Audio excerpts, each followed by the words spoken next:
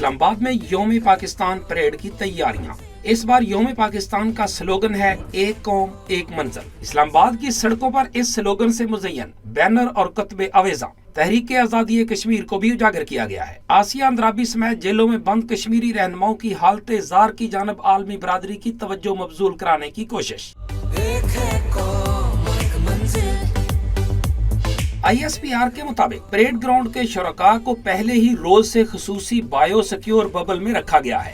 ہر انکلوئر کے دروازے پر face mask اور سینیٹائزر کے اطلاق کو یقینی بنایا گیا ہے۔ درجہ حرارت بھی چیک کیا جائے گا۔ مہمانوں کے بیٹھنے کا انتظام سماجی فاصلے کو مد نظر رکھتے ہوئے کیا گیا ہے۔